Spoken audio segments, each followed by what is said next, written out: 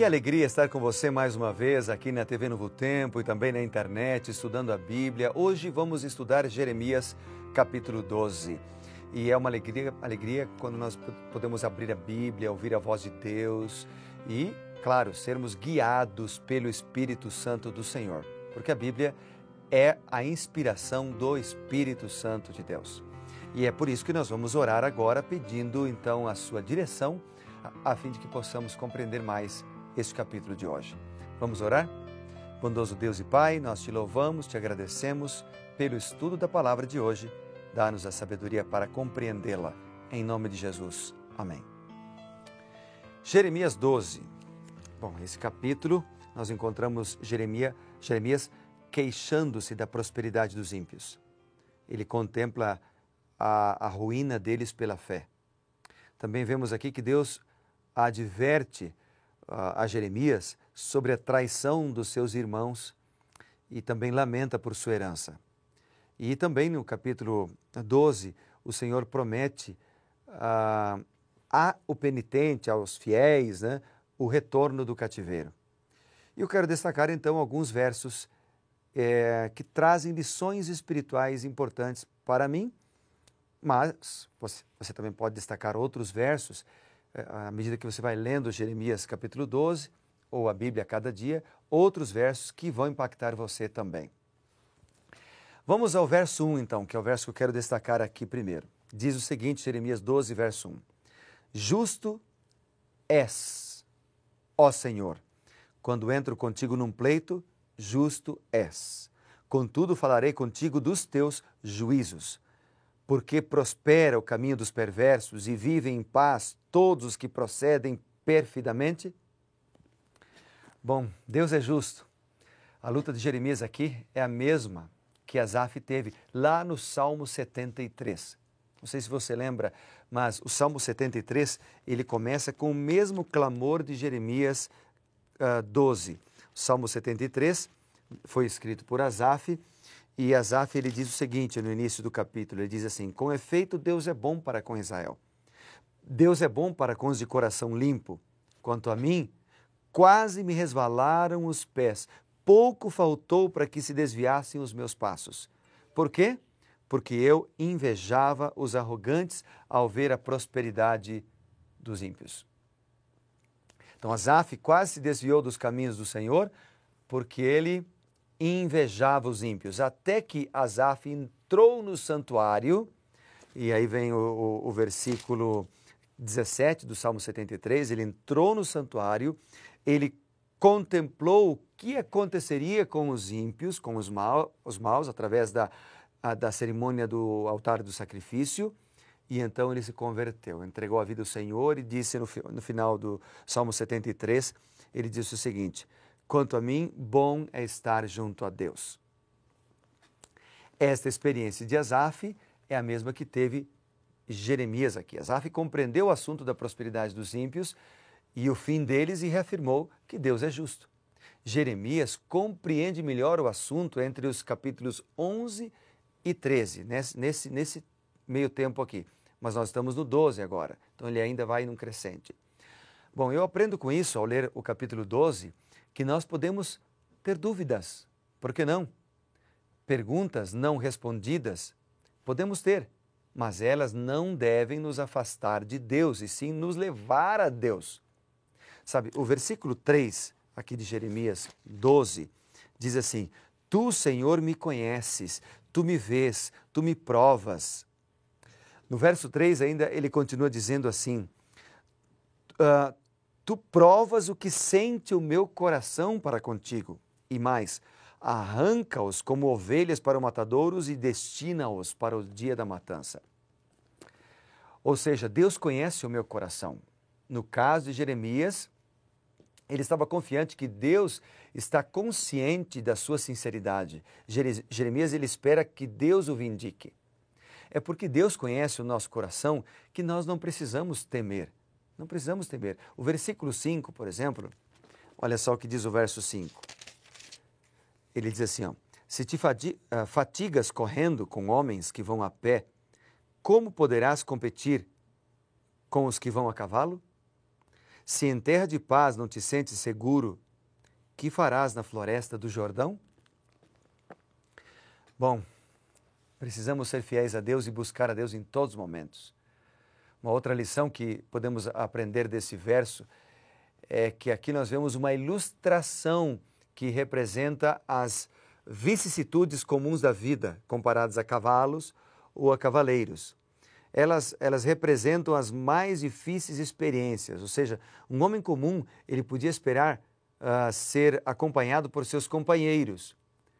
Se ele cansasse enquanto corresse com homens a pé, como poderia então enfrentar a dura tarefa de acompanhá-los com cavalos?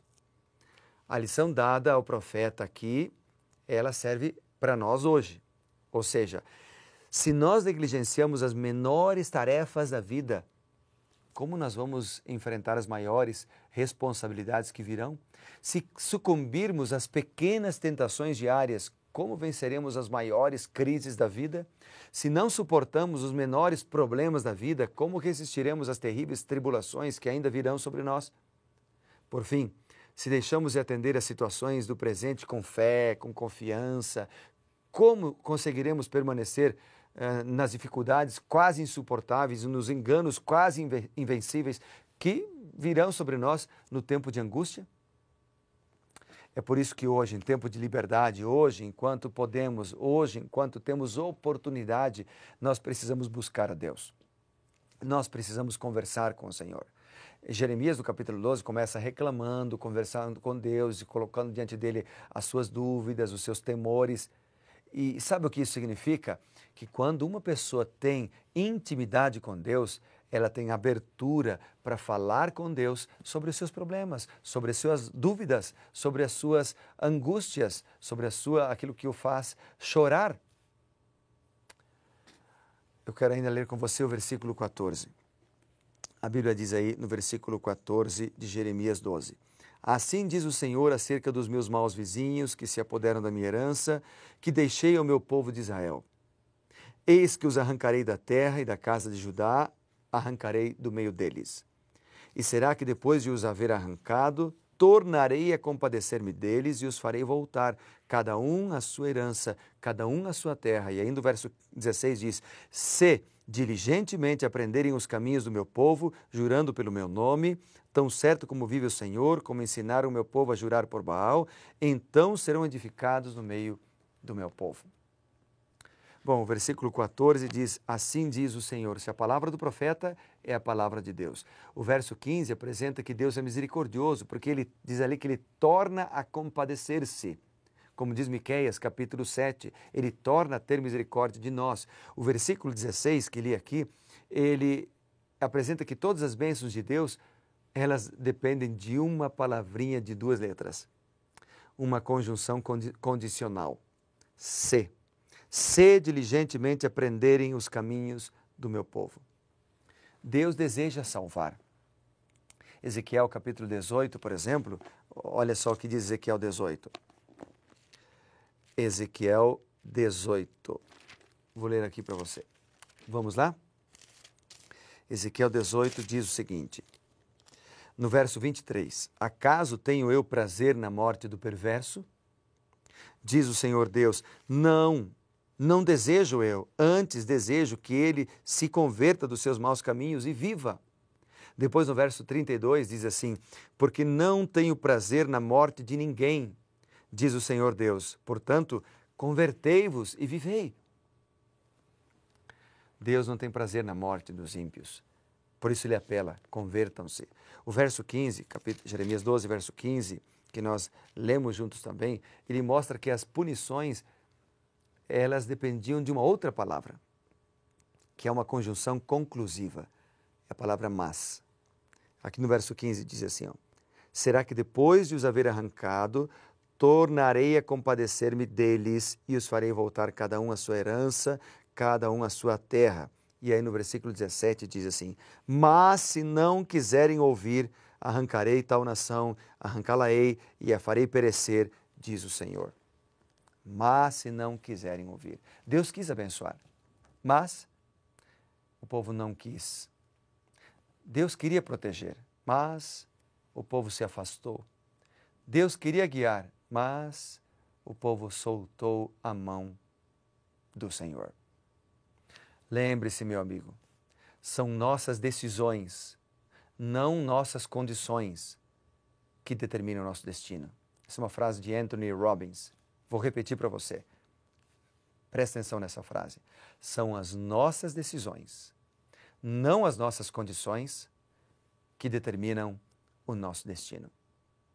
Portanto, que Deus nos ajude a cada um de nós a tomarmos boas decisões. Boas decisões.